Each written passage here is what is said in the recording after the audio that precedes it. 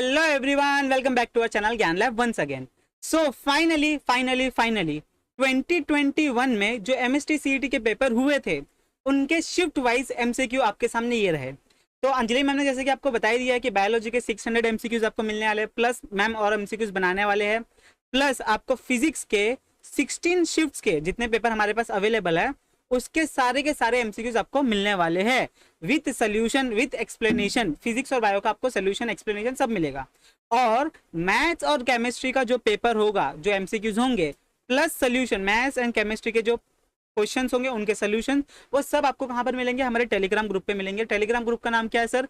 Telegram group का नाम है ज्ञान लैब एपी। क्या है सर? ज्ञान लैब एपी। डिस्क्रिप्शन में भी लिंक दी गई है, आप लोग जाकर डायरेक्ट भी सर्च कर सकते हो, कोई इसमें दिक्कत वाली बात नहीं है।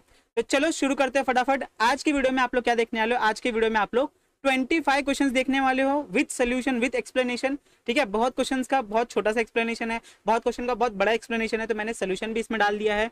तो आप लोग कैलकुलेशन तो कर ही लोगे, आपको एक बार मेथड समझ में आ गया, क्वेश्चन समझ में आ गया, कौन से टॉपिक के ऊपर है, तो आप लोग वो रिवाइज कर सकते हो। ठीक है, तो चलिए चालू करते हैं। और बाकी के सर एमसीक्यूज, बाकी 25 एमसीक्यू कब मिलेंगे सर? ये बाकी के एमसीक्यूज आपको परसों मिलेंगे। परसों मतलब कल आपको फिर से बायोलॉजी का मिलेगा, फिर उसके बाद आपको फिजिक्स का मिलेगा। तो ऐसे 4 दिन में आपके पूरे बायोलॉजी का 100 क्वेश्चन, फिजिक्स के 50 क्वेश्चन हो जाएंगे। ठीक है, तो 150 मार्क्स का आपका एक शिफ्ट कंप्लीट हो जाएगा। और उसी के साथ साथ मैं आपको केमिस्ट्री के भी 50 क्वेश्चन भेज दूंगा, तो आपका पूरा 200 क्वेश्चन कंप्लीट हो जाएगा। केमिस्ट्री का आपको question plus PDF plus solution. ठीक है, सोल्यूशन आपको कहां पर मिलेंगे? टेलीग्राम ग्रुप पे मिलेंगे। तो चलो स्टार्ट करते हैं। तो ये हमारी है 25 सितंबर की शिफ्ट 1 2021 में हुई थी जो पेपर। ठीक है, पीसीबी का सबसे पहला शिफ्ट। तो चलो स्टार्ट करते हैं फिजिक्स। ठीक है, मेरा नाम है अजय पटेल, आपको तो पता ही होगा, पता है ना। चलो पहला क्वेश्चन आपके सामने ये रहा। तो पहला क्वेश्चन देखो, बहुत बढ़िया से दिख रहा है सर। तो आपको ये पता होगा कि आपके जो पेपर होंगे वो 2 सेक्शंस में होंगे। सेक्शन 1 में फिजिक्स और केमिस्ट्री होता है, और सेक्शन 2 में अगर आपने मैथ्स लिया तो मैथ्स होगा, बायोलॉजी लिया है तो बायोलॉजी होगा। ठीक है, अगर पीसीएम वाले बच्चे हो तो पीसीएम का पहले हो जाएगा एक बार पेपर, फिर उसके बाद में आपको पीसीबी देना है। ठीक है, ये डाउट मैंने बहुत बार क्लियर किया है आपको कि आपको 2 बार देना है, 2 बार फिजिक्स भी देना है, 2 बार केमिस्ट्री भी देना है। ठीक है, और ये अलग अलग दिन होने वाले हैं। 200 मार्क्स का पेपर होता है, नो नेगेटिव मार्किंग है, 200 के 200 क्वेश्चन आप अटेम्प्ट कर सकते हो। पहले जो आपका विंडो ओपन होता है उसमें आपको फिजिक्स से केमिस्ट्री दिखेंगे। तो 1 से लेके 50 फिजिक्स दिखेंगे, तो 51 से लेके 100 तक आपको केमिस्ट्री दिखेंगे। और उसके बाद 101 से आपको 1051 या फिर 200 तक आपको मैथ्स और बायोलॉजी दिखने वाले हैं। तो ये है आपका पूरा, ये क्या बोलते हैं इसको हम लोग? शेड्यूल। ठीक है, शेड्यूल बोलो या फिर इसको पूरा पैटर्न है ये। तो स्टार्ट करते हैं हम लोग फटाफट। तो पहला क्वेश्चन आपके ऊपर ये रहा। आपके ऊपर क्या होता है सर? आपके सामने ये रहा। चलो तो पहला क्वेश्चन देखो, बहुत प्यारा दिख रहा है सर। अच्छा, क्या बोला गया है? At the corner of an equilateral triangle of L side point masses of each mass m are placed, the moment of inertia about the system about an axis along the one side. अच्छा sir, बहुत बढ़िया। तो इसका solution देखो कैसा है। ये equilateral triangle है, ऐसे इक्विलेटरल आपके पास ट्राइंगल होगा। ठीक है, अभी एक सर कौन से चैप्टर का क्वेश्चन है? ये रोटेशनल डायनामिक्स का क्वेश्चन है आपका। ठीक है, कुछ बच्चों ने ये ऑलरेडी सॉल्व किया होगा, प्रीवियस ईयर क्वेश्चन में बहुत बार ये आया है। तो अगर आप लोग ने प्रीवियस ईयर के क्वेश्चन सॉल्व किए हैं, जो हम लोग ने बहुत पहले आपको बोला था 3-4 महीने पहले कि स्टार्ट सॉल्विंग पीवाईक्यूज 2004 से अवेलेबल थी बुक स्कोर बूस्टर, तो उसमें आप लोग सॉल्व कर सकते थे। तो यहाँ पर देखो, आपकी ये साइड एल है, हर कोने में आपका मास रखा हुआ है। ठीक है, और आपको निकालना है, ये मान लो ये डिस्टेंस है आपका एक्स। ठीक है, ये डिस्टेंस अपने को पता है क्या? नहीं पता है। ठीक है, ये एंगल होता है 60। ठीक है, अभी आपको बोलना है कि मोमेंट ऑफ इनर्शिया निकालना है सिस्टम का about axis along any one side. अभी यहाँ का अगर आप लोग मोमेंट ऑफ इनर्शिया निकालोगे तो कुछ नहीं मिलेगा आपको। तो बचा के आपके पास ये आपका लेंथ है, ये भी लेंथ है, तो इसके एक्सेस से आपको यहाँ पर ये डिस्टेंस पे निकालना पड़ेगा। तो मोमेंट ऑफ इनर्शिया का फॉर्मूला क्या होता है sir? I is equals to M R square. R क्या होता है? डिस्टेंस होता है। तो यहाँ पर डिस्टेंस कितना है sir? I is equals to M mass, यहाँ पर है सर मास, डिस्टेंस कितना है? X square. अगर हमें x की वैल्यू पता चल गई, तो क्या हम लोग आराम से ये सम सॉल्व कर पाएंगे? यस सर, कर सकते हो, बहुत ही इजीली हो जाएगा। ये L है। तो यहाँ पर देखो क्या करोगे आप लोग, यहाँ पर बेसिकली हम लोग यूज करेंगे ट्राइंगल ट्रिग्नोमेट्री में यहाँ पर देखो साइन थीटा लगाओगे तो आपको क्या मिलेगा? साइन थीटा क्या होता है? अपोजिट अपॉन हाइपोटेन्यूज होता है। अपोजिट क्या है, हाइपोटेन्यूज क्या है, बता दो। और उसके बाद में क्रॉस मल्टीप्लाई करोगे तो यहाँ पर आपको मिल जाएगा। तो यहाँ पर ये रहा आपके सामने सोल्यूशन। आंसर है ऑप्शन नंबर सी, सोल्यूशन है आपके ये। ठीक है, सोल्यूशन पे ज़्यादा वेस्ट नहीं करेंगे, इजी सोल्यूशन है, आप लोग देख के कर सकते हो। यहाँ पर रखा वैल्यू साइन 60 डिग्री आपको दिया है। साइन 60 का वैल्यू क्या होता है? √3/2। फिर हमारे पास लेंथ दे दिया है L, एक्स का वैल्यू मिल गया, ये एक्स का वैल्यू हम लोग ने यहाँ पर पुट अप किया तो हमें आंसर मिल गया, कहानी खत्म। Option number C is the correct answer. You और एक और बात बता दूं, आपके पास 50 सेकेंड से लेके 1 मिनट है। कुछ क्वेश्चंस में आप लोग 10 सेकंड में आंसर दे दोगे, सॉरी 60 सेकंड्स है। कुछ क्वेश्चन आप लोग विद इन 5 to 10 सेकंड्स आप लोग आंसर दे दोगे और आगे चले जाओगे, तो वहां पे आपको टाइम बचाना है। जो इजी क्वेश्चन है उसमें टाइम बचा के आगे जो थोड़ी सी टफ क्वेश्चन आएंगे उसमें आप लोग सॉल्व कर लेना, ठीक है। बहुत सारे क्वेश्चन आपको फॉर्मुला बेस्ड मिलेंगे, फॉर्मुला लगाया सॉल्व किया खत्म। 50 सेकंड्स और 60 सेकंड्स के अंदर आपको सॉल्व करना है, नहीं तो आपका पेपर छूट जाएगा, ठीक है। नेक्स्ट क्वेश्चन बताइए सर क्या है इसका answer. Your time starts now. 20 seconds का टाइमर दिया, 20 सेकंड्स में एक्सप्लेन करने में लगाऊंगा तो हो जाएगा। क्या बोला गया है, a spring of spring constant K is compressed through x centimetre, मतलब आपके पास एक स्प्रिंग थी उसको क्या किया गया है, x सेंटीमीटर से कंप्रेस किया गया है, okay. And its use to push a metal ball, उसको क्या करना है, एक स्प्रिंग है आपके पास उसको कंप्रेस करके रखा है, कितना कंप्रेस किया है, x सेंटीमीटर कंप्रेस किया गया है। और वो किसके लिए यूज होता है, वो यूज होता है एक मेटल के बॉल को पुश करने के लिए, जिसका मास कितना है, जिसका मास है m। The velocity of which metal ball moves is, तो हमें निकालना है कि इसकी पास वेलोसिटी कितनी होगी जब ये स्प्रिंग झुपुक करके उसको फेंकेगी।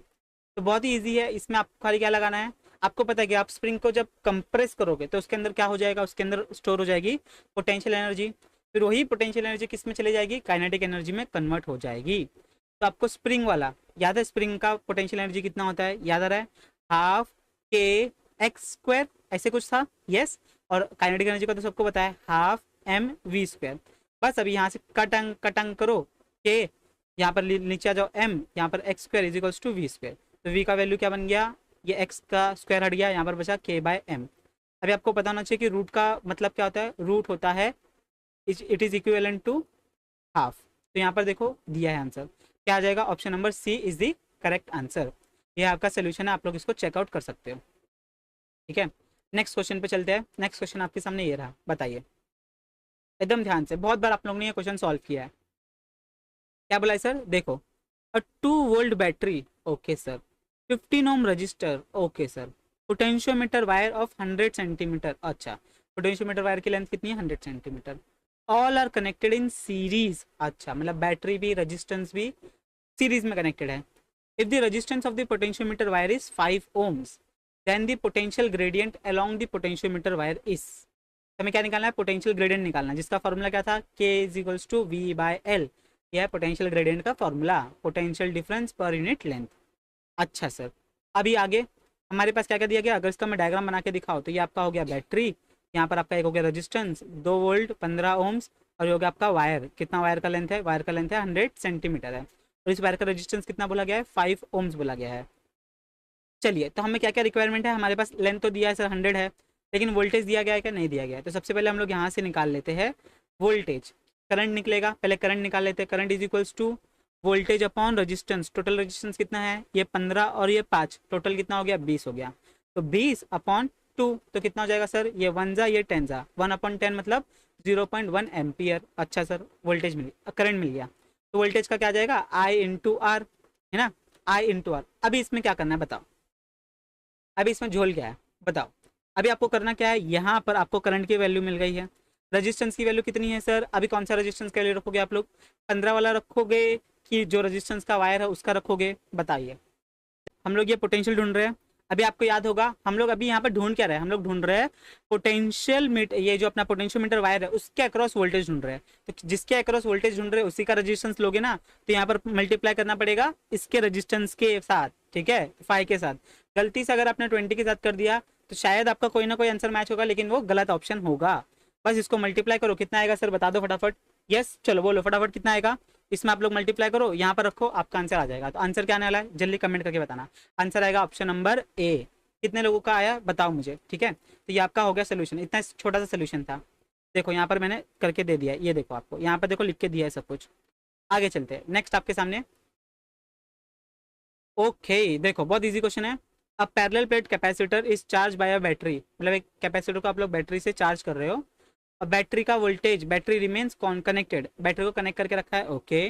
The dielectric slab of constant K is then inserted between the plates, then the energy stored in the capacitor increases k time, decreases k time, increases decreases become 0। तभी आपको पता होना चाहिए कि आपके पास कैपेसिटर है। कैपेसिटर है तो कैपेसिटर क्या करता है, एनर्जी स्टोर करता है। बहुत बढ़िया, कितना एनर्जी स्टोर करता है सर वो, उसका फॉर्मूला होता है हाफ CV² होता है। अब यहाँ पर क्या बोला गया है कि वोल्टेज को हमेशा कनेक्ट करके रखा है, वोल्टेज को कनेक्ट करके रखा है, और इसके बीच में जब आप लोग एक डाइलेक्ट्रिक स्लैब लेके आ जाते हो, डाइलेक्ट्रिक स्लैब इंट्रोड्यूस करने के बाद में इस कैपेसिटर की कैपेसिटी बढ़ जाती है। क्या हो जाती है सर, बढ़ जाती है। तो इसका आंसर क्या आएगा, इसका आंसर आएगा ऑप्शन नंबर बी। चलिए नेक्स्ट क्वेश्चन पे चलते हैं। नेक्स्ट क्वेश्चन, ये तो आप लोग सेकंड्स में दे दोगे इसका answer. Which one of the following is not is true statement for an isothermal process. तो इसमें से कौन सा सही स्टेटमेंट नहीं है आइसोथर्मल प्रोसेस के लिए। Temperature of the process remains constant, isothermal बोला है, आइसोथर्मल मतलब सेम टेम्परेचर, ठीक है। तो ये तो ट्रू स्टेटमेंट है भैया, ट्रू स्टेटमेंट है, ठीक है। The process is very fast, process बहुत फास्ट होता है क्या, पता नहीं sir. The equation of the state is PV is equals to constant, तो यही है ना, PV is equals to NRT, ये तो कांस्टेंट है, तो बाकी सब कांस्टेंट होगा। ये भी ट्रू है सर, ये भी ट्रू है, ये भी ट्रू है। There is no change in internal energy of the system, ये भी ट्रू है। तो बचा क्या, ऑप्शन नंबर बी। तो आपका करेक्ट आंसर क्या आएगा, ऑप्शन नंबर बी आएगा, ठीक है। नेक्स्ट क्वेश्चन पे चलते हैं। अभी ये रहा आपका क्लास 11 से ग्रेविटेशन वाले चैप्टर से क्वेश्चन, ठीक है। अरे क्लास 11 का भी आपको बहुत सारे चैप्टर्स करने हैं, जैसे कि इलेक्ट्रोस्टैटिक्स आपको करना है, सेमीकंडक्टर करना है। अभी ये इनका नाम मैंने पहले क्यों लिया, क्योंकि अगर आप लोग ने 11वीं का इलेक्ट्रोस्टैटिक्स, 11वीं का सेमीकंडक्टर किया होगा, तब जाके आपको 12वीं का इलेक्ट्रोस्टैटिक्स और सेमीकंडक्टर समझा होगा, बराबर ना।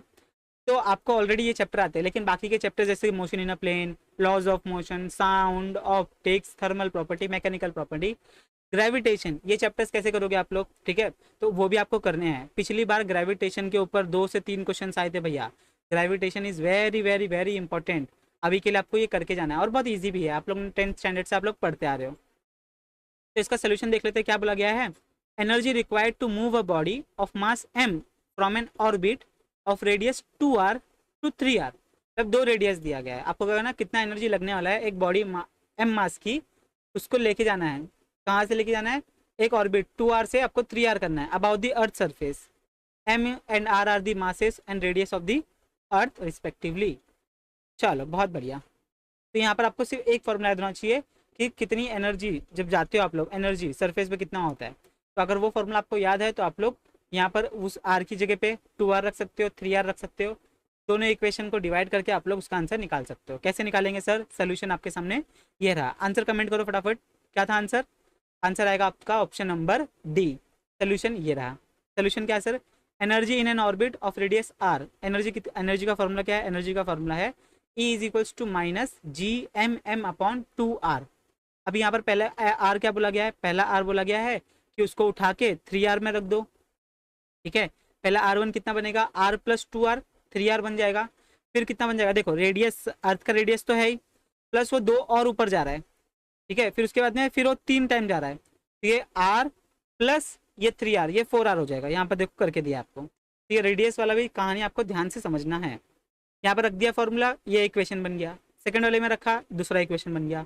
दोनों को माइनस करो, डिवाइड करने की जरूरत नहीं है, माइनस करोगे तो भी आपका आंसर आ जाएगा, ठीक है। तो माइनस किया, माइनस देखा, दोनों माइनस माइनस, यहाँ पर ये प्लस हो जाएगा, फिर बस कैंसिलेशन करते जाओ, कॉमन निकालते जाओ, और आपका कहानी यहाँ पर आ जाएगा, ठीक है। सोल्यूशन आपके सामने है, प्रैक्टिस करो 4 बार 5 बार 6 बार प्रैक्टिस करो, आपको ये क्वेश्चन याद हो जाएगा। और ऐसे अगर कोई भी सिमिलर क्वेश्चन आता है तो आप लोग उसको विद इन 50 सेकेंड सॉल्व कर सकते हो। बस रिक्वायरमेंट क्या है, फॉर्मूला याद होना चाहिए। चलो नेक्स्ट क्वेश्चन। नेक्स्ट क्वेश्चन आ गया आपका थर्मोडायनेमिक्स से, इजी क्वेश्चन है, करो बताओ। Heat is supplied to an diatomic gas, कौन सा गैस को दिया, diatomic, at constant pressure, the ratio of amount of heat, internal energy, work done. अच्छा बताओ क्या आएगा रेशियो डाई एटॉमिक के लिए, आंसर कमेंट करो। कर दिया कमेंट, सोल्यूशन दिखाओ मैं। आंसर है आपका ऑप्शन नंबर ए, सोल्यूशन आपका ये। अभी यहाँ पर देखो ये है आपका कहानी, ठीक है। ये आपके फॉर्मूलाज से, थर्मोडायनेमिक्स में सीधा चैप्टर उठा के देखो, आपको फॉर्मूलाज मिल जाएंगे। और यहाँ पर उसका CP/CV किसका सर, डायटोमिक गैस का। डायटोमिक गैस का आपको CP आना चाहिए, CV आना चाहिए। मेयर्स रिलेशन क्या है उसका, उसके हिसाब से आप लोग को आना चाहिए। उसका एडियाबेटिक कांस्टेंट क्या है, गामा क्या है, CP/CV, ये सब आपको पता होना चाहिए, ठीक है। ये सब 1 शॉट्स में कवर है, तो आप लोग वहाँ पे जाके देख सकते हो। तो यहाँ पर आप लोग CP/CV रखोगे, आपको 2 इक्वेशन मिल गया, आपको डेल U मिल जाएगा, डेल Q मिल जाएगा, दोनों चीज़ मिल जाएगी आपको। फिर उसके बाद में आपने क्या किया, आपने डायरेक्ट लॉ लगाया, लॉ लगाने के बाद यहाँ पर आप लोग डायरेक्ट को रेशियो आ जाएगा आपको डायरेक्ट, ठीक है। तो ये इजीली आप लोग का सॉल्व हो जाएगा। देखो ये हो गया, ये हो गया, ये हो गया, तो आप लोग इजीली सॉल्व कर सकते हो। इस टू डाल के, दिस इस टू ये डालोगे यहाँ पर 7/2 N R T del T, फिर इस टू डालोगे 5/2 N R T del T, फिर इस टू डालोगे, फिर क्या बचा आपके पास एन आर डेल टी, ठीक है। तो आप लोग क्या देखोगे, आप लोग को यहाँ पर कॉमन करना है, तो यहाँ पर 2 आ जाएगा, तो बाकी सबका ये 2 कैंसिल हो जाएगा। 7/5:2, 7/5:2 आ जाएगा, ठीक है। नेक्स्ट क्वेश्चन आपके सामने ये रहा। अभी आपको लग रहा होगा कि ये भारी क्वेश्चन है, लेकिन बहुत ही ईजी क्वेश्चन है। कैसे सर, देखते हैं। A metal sphere of radius r and density ρ1 dipped in a liquid of density sigma moves with terminal velocity v. Another metal sphere of same radius and energy, इसमें density energy दिया है, ये density होना चाहिए था, is drop into the same liquid. अच्छा same liquid बोला तो डेंसिटी, ठीक है। It's terminal velocity will be, terminal velocity में बताना है कब, जब अपने दूसरा जो ये लिया था स्पेयर लिया था उसको डाला तभी, है ना, यही बोला गया ना। चलो तो ये कैसे निकालोगे इसका सोल्यूशन, बहुत ही ईजी है इसका सोल्यूशन निकालना। ये रहा आंसर है ऑप्शन नंबर ए करेक्ट, और सोल्यूशन आपके सामने ये। टर्मिनल वेलोसिटी का फार्मूला सर, इतना बड़ा फार्मूला है इसका, क्या है formula, 2/9 r² g rho minus sigma upon ईटा। अभी ये फार्मूला रखोगे आप लोग, फर्स्ट पेयर के लिए रखोगे, सेकंड पेयर के लिए रखोगे, दोनों को डिवाइड करोगे तो आपको फार्मूला मिल जाएगा, न्यू वाला इज इक्वल्स टू ओल्ड वाला, ठीक है। न्यू वाला इज इक्वल्स टू ओल्ड वाला। ये आपका कौन सा ऑप्शन मैच हो रहा है, ऑप्शन नंबर ए मैच हो रहा है। इजी है, तो इसकी सोल्यूशन पे अपन को कुछ भी डिस्कशन नहीं कर सकते, ठीक है, सामने सामने दिया है।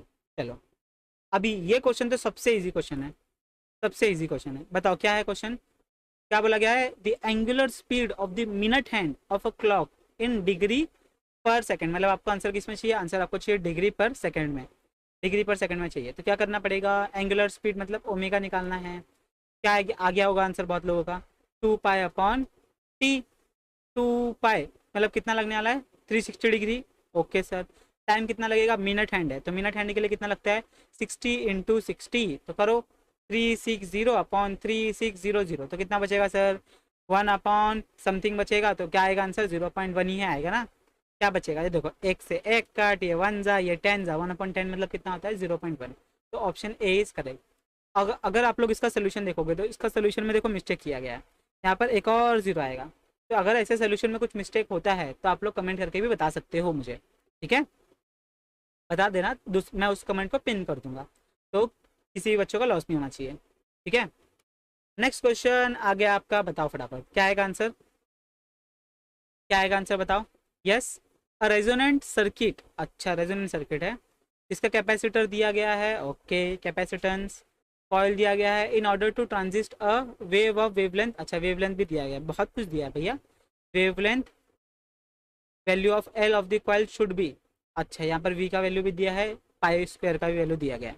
क्या करे बोलो, क्या करे क्या करे, रेजोनेंट सर्किट है तो रेजोनेंट फ्रीक्वेंसी हमें यूज करना पड़ेगा।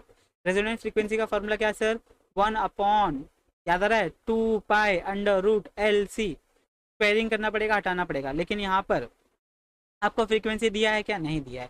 फ्रीक्वेंसी निकाल सकते हो क्या, हाँ सर निकाल सकते हो, क्योंकि आपको पता है फ्रीक्वेंसी और वेवलेंथ कैसे होता है, इनवर्सली प्रोपोर्शनल होता है। तो फ्रीक्वेंसी c/λ यहाँ से आप लोग निकाल सकते हो, या बहुत बुक में यहाँ पर ये दिया गया है, ठीक है, न्यू बोला गया है तो न्यू लिख लो, कोई दिक्कत वाली बात नहीं है।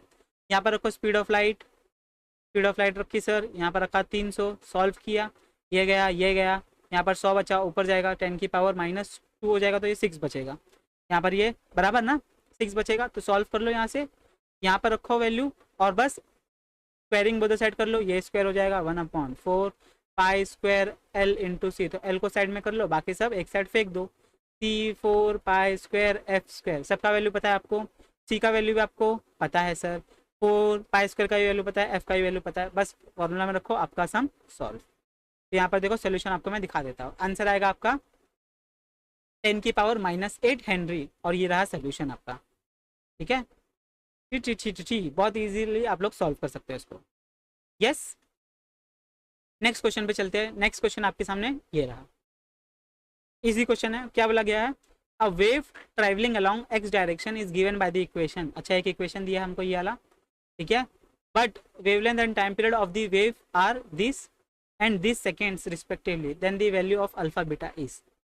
तो ये इक्वेशन है, इसको हमको कंपेयर करना पड़ेगा स्टैंडर्ड इक्वेशन से। स्टैंडर्ड इक्वेशन क्या है sir? Y is equals to A cos K X minus omega T, K की जगह पे यहाँ पर रखा है अल्फा और ओमेगा की जगह पे रखा है बीटा, तो हमें यही सॉल्व करना है। अभी इसमें कुछ बच्चे इंटेलिजेंटली सॉल्व करेंगे क्योंकि आपको पता है कि आपको करना है 50 सेकेंड्स में सॉल्व सम। तो क्या करोगे? कंपेयर करके लोगे, तो यहाँ पर क्या जाएगा? यहाँ पर आ जाएगा आपका फॉर्मूला क्या है बताओ, आंसर क्या आएगा? जल्दी जल्दी बताओ।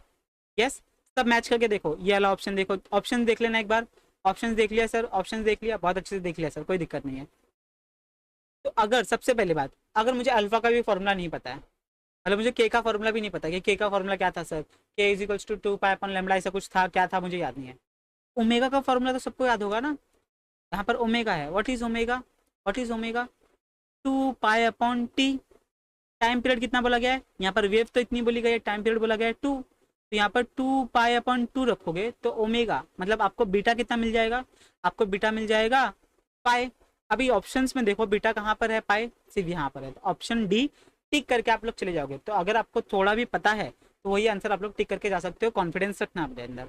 तो आपका आंसर क्या है? आंसर है आपका D.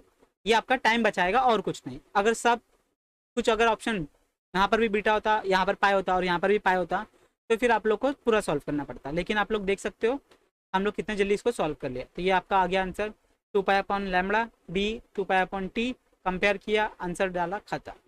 Easy. Next question, theoretical question, semiconductor.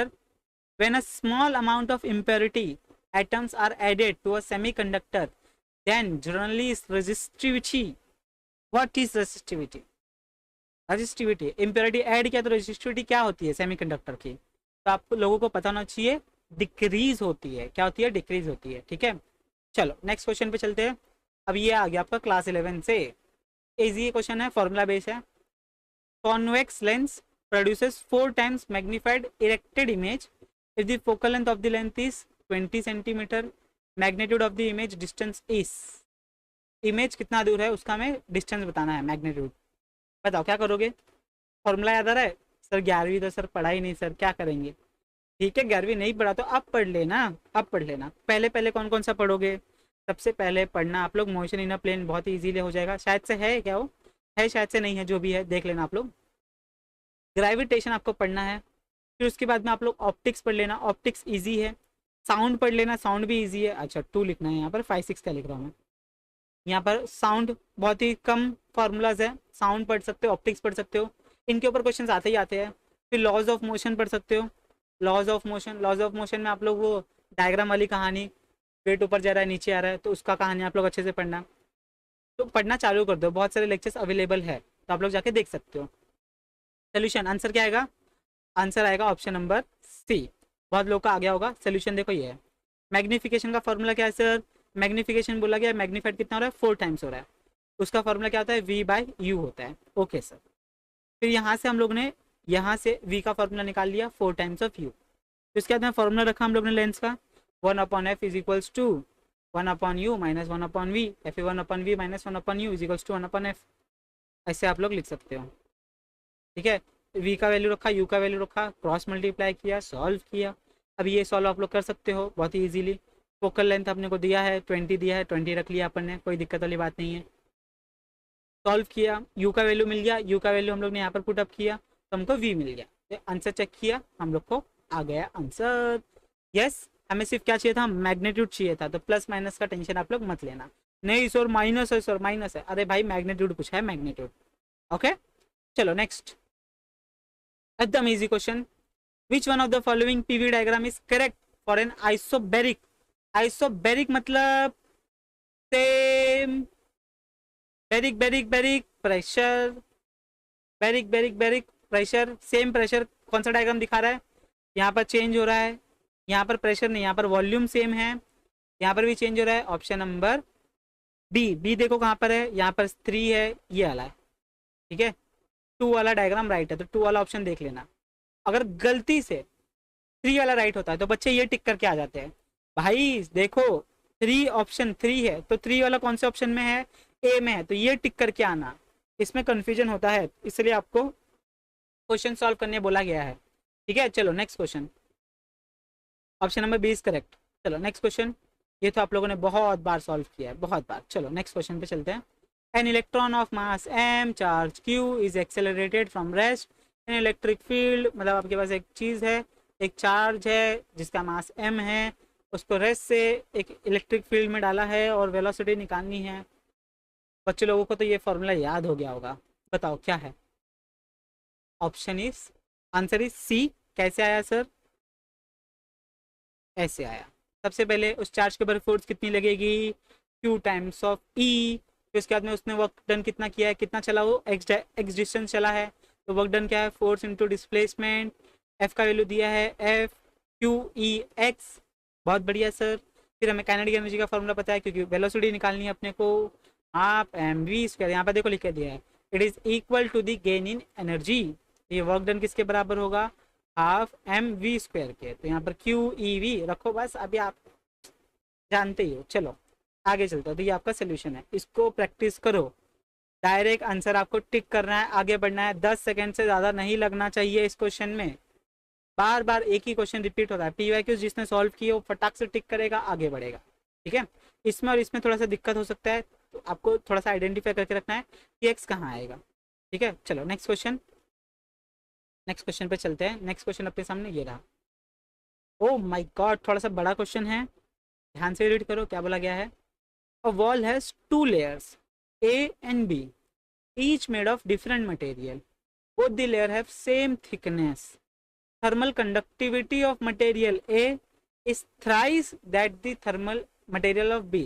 Thermal conductivity क्या है, थ्राइज है, मतलब 3 टाइम्स है। किसके कंपैरिजन में, बी के कंपैरिजन में। If under thermal equilibrium the temperature difference across the wall is 48 degree Celsius, the difference temperature difference across the layer A is. तो अभी इसका थोड़ा सा बड़ा एक्सप्लेनेशन है, मैं आपको डायग्राम दिखा देता तो आप लोग अच्छे तरीके से समझ जाओगे। इसका आंसर है option number A. A is the correct answer है। जिन बच्चों ने बताया है वेरी गुड। जिनको नहीं समझा कि क्वेश्चन ही क्या है, तो देखते हैं यहाँ पर। तो ये रहा आपका डायग्राम, एक वॉल है, ठीक है, दोनों का थिकनेस सेम है, सब कुछ सेम है। यहाँ पर थर्मल कंडक्टिविटी के से ले लिया, कोई दिक्कत वाली बात नहीं है। ठीक है, बी का के है तो ए का कितना होगा, 3 टाइम्स ऑफ बी, तो 3 के हो जाएगा। ठीक है, टोटल टेम्परेचर, ठीक है, तो यहाँ पर क्या बोला गया है कि चेंज इन टेम्परेचर कितना है, 48 डिग्री सेल्सियस है। Thermal resistance of layer A will be 1/3 of the B. तो यहाँ पर क्या बोला गया, थर्मल रेजिस्टेंस कितना होगा, वो 1/3 होगा बी के कंपेरिजन में, मतलब 2 के कंपेरिजन में। या फिर आप लोग उल्टा भी बोल सकते हो, और क्रॉस मल्टीप्लाई करोगे तो del T2 is equal to 3 times of del T1। Yes, मुझे पता है, मुझे पता है आप लोग क्या सोच रहे हो, मुझे पता है। ठीक है सर, 11वीं नहीं पढ़ी है, नहीं समझ में आ रहा है, तो मैं आपको रिक्वेस्ट करूँगा जाके लेक्चर देखो, जिसका भी वन शॉट अवेलेबल है उसका वन शॉट देखो, फॉर्मूला लिस्ट बनाओ, उस फॉर्मूला लिस्ट को समझो, याद करो, और फिर देखो, शायद आपको समझ में आ जाए। ठीक है, दोनों क्या करना है, दोनों को ऐड करना है, दोनों ऐड मिला के कितना होगा, इतना होगा। फिर बस कहानी तो आप लोग समझ ही गए हो, आंसर कैसे आ रहा है। ठीक है, चलो नेक्स्ट क्वेश्चन आपके सामने ये रहा। बहुत ही ईजी क्वेश्चन दिया गया है, चैप्टर नंबर 2 मैकेनिकल प्रॉपर्टी से। For which 2 liquid solid contact pair the angle of contact is same. तो ऐसे में से कौन सा 2 सॉलिड और लिक्विड पेयर है जो एंगल ऑफ कॉन्टैक्ट जिनका सेम है। Pure water and clean glass, ether and clean glass, पानी और ग्लास, ईथर और क्लीन ग्लास। तो इसके लिए आपको आपके बुक में दिया है, आपके बुक में दिया है एंगल ऑफ कॉन्टैक्ट वाला टॉपिक उठाओ, उसमें एक पूरा बॉक्स बना के दिया है कि इसका एंगल ऑफ कॉन्टैक्ट कितना होता है, इसका एंगल ऑफ कॉन्टैक्ट कितना होता है, पूरा मटेरियल लिख के दिया है। इसका आंसर आएगा ऑप्शन नंबर सी। करेक्ट है कि नहीं है करेक्ट, आप लोग मुझे कमेंट करके बताओगे। ठीक है, चलिए नेक्स्ट चलते हैं फटाफट, जोश कम नहीं होना चाहिए। 18 क्वेश्चन हो चुके हैं। मुझे पता है आप लोग थोड़े से परेशान हो गए होंगे, अरे सर कोई क्वेश्चन नहीं समझ में आ रहा है, कुछ नहीं आ रहा है। चलिए सुनो, सिर्फ सुनो, ठीक है, ये हेल्प करेगा आपको। आपकी तैयारी नहीं हुई है, जितनी हुई है वो रिवाइज करके वीडियो देखो, फिर से वीडियो सॉल्व करो, इसकी PDF फिर से सॉल्व करो, आपको पक्का कुछ ना कुछ फायदा जरूर होगा। ठीक है, चलो आगे आगे करते हैं फटाफट। ये क्वेश्चन तो आपने देखा देखा सा लग रहा है मुझे। A metal wire of length L is bend to form a circular loop of number of turns n. The coil is placed in a magnetic field B and current I is passed through it. The maximum torque acting on the coil is, मतलब एक metal wire था जिसको bend करके loop बनाया sir, तो length किसके बराबर होगी? Circumference of the circle 2 πr into N. Okay sir. The maximum torque acting on the coil is, तो यहाँ से क्या निकालना है? टॉर्क। टॉर्क का फॉर्मूला पता है आपको, एन आई, क्या था? निब्बा।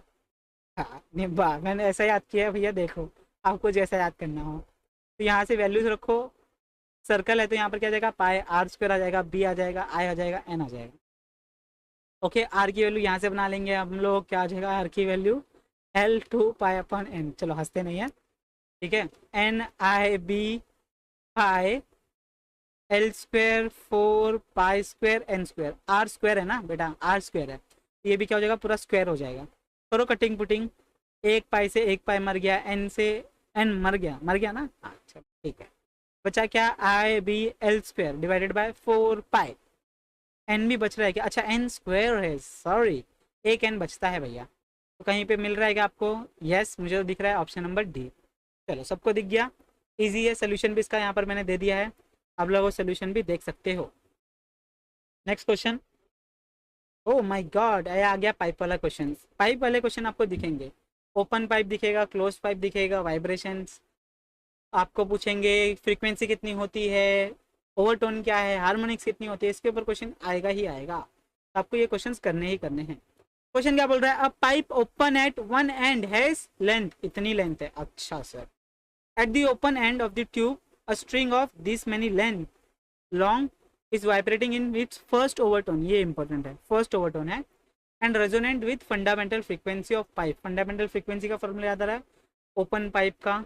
याद आ रहा है? If the tension of the string is 50 Newton, the mass of the string is, हमें मास निकालना है कि स्ट्रिंग का मास कितना है। अच्छा सर, हमें साउंड का स्पीड भी दे दिया, स्पीड ऑफ साउंड कितना है, बताओ आंसर क्या आएगा? पूरा फॉर्मूला बेस्ड क्वेश्चन है, पूरा फॉर्मूला बेस्ड। आंसर आएगा ऑप्शन नंबर सी, 10 ग्राम आएगा। कैसे आएगा देख लो यहाँ पर। फंडामेंटल फ्रीक्वेंसी क्या है पाइप का? N is equals to V by 4 times of L. V कितना है? 320 बोला गया है, 4 ऑलरेडी है, लेंथ कितनी बोली गई है? 0.8 मीटर बोली गई है। रखो, आपको फंडामेंटल फ्रीक्वेंसी मिल गई। बस फर्स्ट ओवरटोन लगाओ, सेकेंड ओवरटोन लगाओ। अब यहाँ पर मास बोला गया है, और मास यहाँ का ये एम अलग है, ये फ्रीक्वेंसी वाला फॉर्मूला जो है 1/L√T/m, तो यहाँ पर ये मास अलग है, इसको मास नहीं बोलते। यहाँ पर बच्चे गलत हो जाएंगे, इसको हम लोग बोलते हैं लीनियर मास डेंसिटी, मतलब मास पर यूनिट लेंथ, ठीक है। तो यहाँ से ये m निकाल के फिर यहाँ पर रखे, फिर ये वाला m आपको निकालना है, ठीक है। यहाँ पर सॉल्व करो, सारी वैल्यूज रखो, n की वैल्यू दी गई है, बाकी सब कुछ दिया गया है। यहाँ से m निकालोगे, m निकालने के बाद यहाँ पर रखोगे, लेंथ दिया है आपको, यहाँ पर सब कुछ दिया है ना। चलो ठीक है, सब कुछ दे दिया है आपको, ठीक है। यहाँ पर 0.5 मीटर भी बोल दिया गया, ट्यूब ओपन एंड है। चलो तो ये आपका हो गया आंसर, ठीक है। इसको लिखो, प्रैक्टिस करो, तभी समझ में आएगा, नहीं तो समझ में।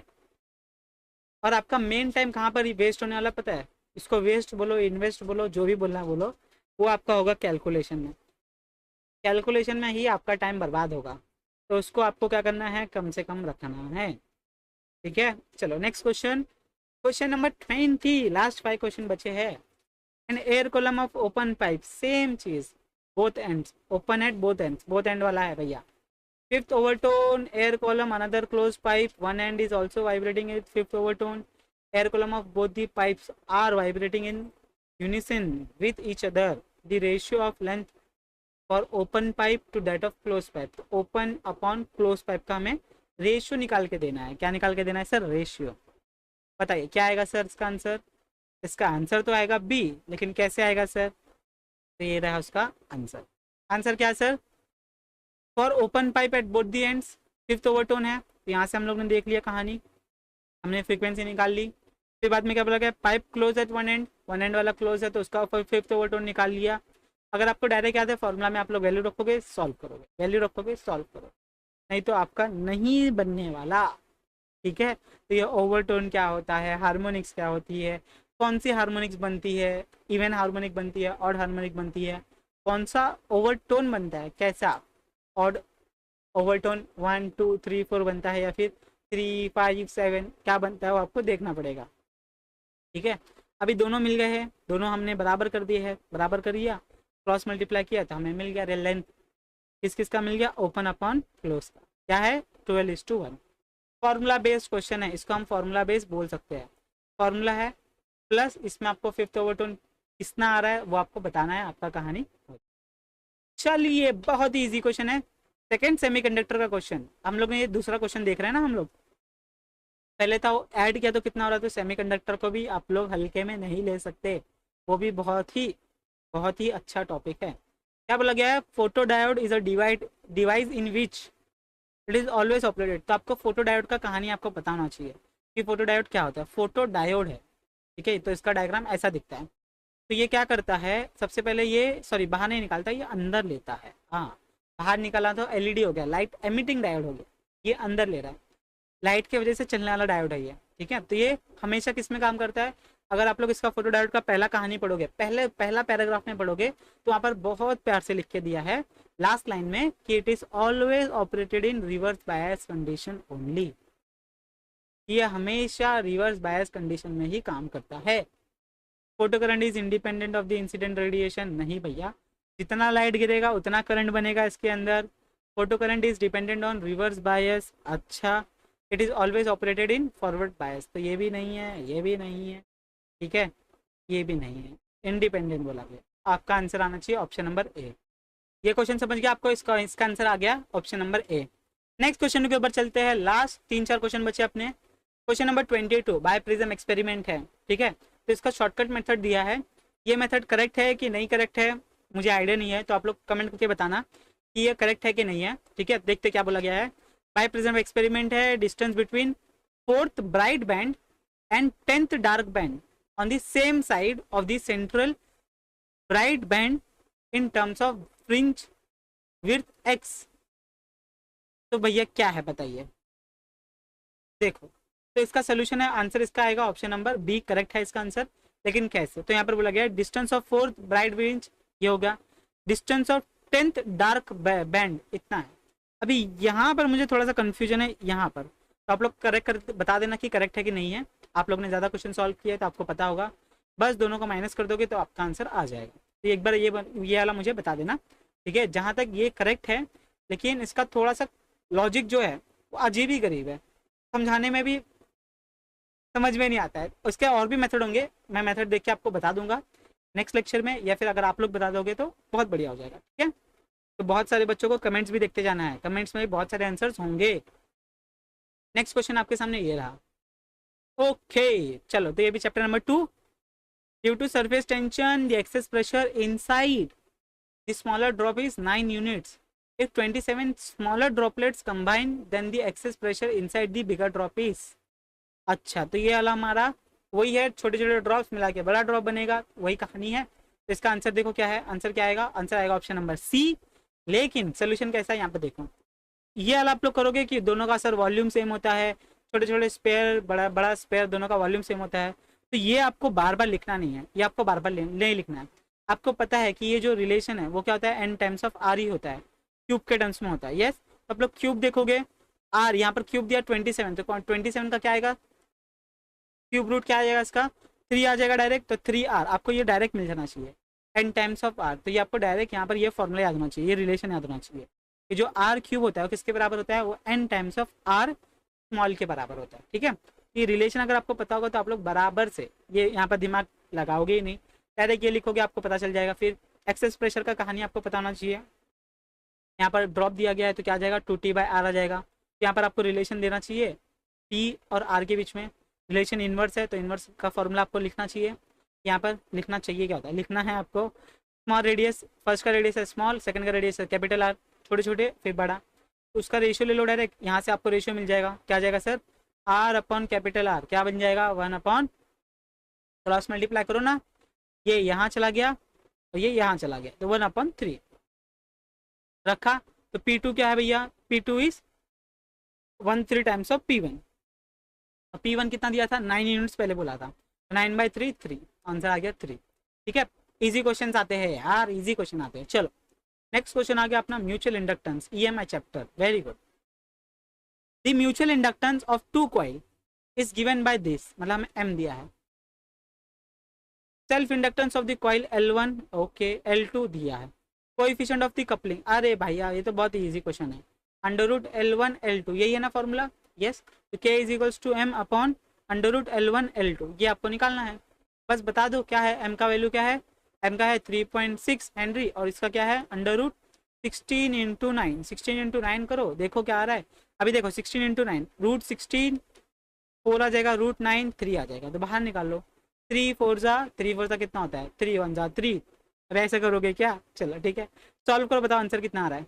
आंसर क्या आना चाहिए, मेरे हिसाब से आंसर आ रहा है 30। देखो सॉल्व करो, 3.6 अपॉन 12 कैंसिल करो, 1 जा ये कितने से जाता है, 2 3 जा, 3 जा मतलब 0.3, एल की वैल्यू आ गई 0.3, 0.3 परसेंटेज में चाहिए अपने को, तो कितना आ जाएगा, करो मल्टीप्लाई, हो गया 30%। और कुछ दिया है क्या आंसर, नहीं, 3 आ गया। देखो यहाँ पर 0.3 दिखा, बस टिक किया, आगे बढ़े, इसके आगे हमें नहीं दिमाग लगाना भैया, नहीं लगाना दिमाग, ठीक है। चलो नेक्स्ट क्वेश्चन पे चलते हैं। नेक्स्ट क्वेश्चन आपके सामने ये रहा, बहुत ही प्यारा क्वेश्चन है, बहुत ही इजी क्वेश्चन है, और कुछ बचे इसको छोड़ देंगे। तो और क्या दिख रही है, तो देखो क्या बोला गया है, एक ऐसी सर्किट है कंटेन आर एल एक्सएल, जिसको हम लोग इंडक्टिव रिएक्टेंस बोलते हैं, phase angle between the current and potential difference is, तो आपको यहाँ पर याद होना चाहिए इम्पीडेंस ट्राइंगल। क्या याद होना चाहिए सर आपको, आपको याद होना चाहिए इम्पीडेंस ट्राइंगल। जब इम्पीडेंस ट्राइंगल याद होगा जेड एक्स आर, यहाँ से आप लोग फॉर्मूला निकाल सकते हो। फॉर्मूला क्या आता है, cos theta is equals to क्या आता है, आर बाय जेड आता है। तो आर जेड की वैल्यू क्या होती है सर, आपको जेड का वैल्यू पता होगा, under root R square plus X square. तो यहाँ पर क्या जाएगा, R square plus X square. तो आपको क्या निकालना है, एंगल निकालना है थीटा, क्या जाएगा कॉस इनवर्स। तो ये वाला ऑप्शन गायब, ये वाला ऑप्शन गायब, इन दोनों में से कोई होगा, तो देख लो क्या आएगा, option number A. Option number A is the correct answer. तो फाइनली हम लोगों ने 25 क्वेश्चन सॉल्व कर लिए हैं, और वीडियो लंबी हो रही है, वीडियो हो गई होगी आधा घंटा 40 मिनट की, तो इस वीडियो को ध्यान से देखो। इसकी पीडीएफ कहाँ मिलेगी सर, इसकी पीडीएफ आपको मिलेगी टेलीग्राम ग्रुप पे, ठीक है। ध्यान से सॉल्व करो, रिवाइज करते जाओ, फॉर्मूला रिवाइज करते जाओ चैप्टर वाइज, आपको सब कुछ याद है, बिल्कुल टेंशन नहीं लेना है, ठीक है। चलो तो यहाँ पर हम लोग इसको करते हैं समाप्त। तो अगर अभी तक आप लोगों ने ज्ञान लैब एनसीईआरटी चैनल सब्सक्राइब नहीं किया तो उसको सब्सक्राइब कर लो, जहाँ पर अंजलि मैम आपको सारे बायोलॉजी के अपडेट, नीट के अपडेट, बायोलॉजी के चैप्टर वाइज पूरे थियरी आपको एक्सप्लेन कर रही है, पीवाईक्यूज अवेलेबल है, बहुत कुछ अवेलेबल है, आप लोग जाके देखो उसमें। प्लस आप लोग हमारा टेलीग्राम ग्रुप ज्वाइन कर सकते हो, टेलीग्राम ग्रुप का नाम क्या है, ज्ञान लैब एपी, जाके ज्वाइन करो। वहाँ पर आपको कुछ 18,000 19,000 मेंबर्स है, वो आप लोग को ग्रुप ज्वाइन करना है, ठीक है। बस इसी के साथ इस सेशन को करते हैं समाप्त। वीडियो अच्छी लगी तो लाइक कर देना, अपने फ्रेंड्स के साथ शेयर कर देना, और चैनल पे नहीं है तो सब्सक्राइब कर देना, ठीक है।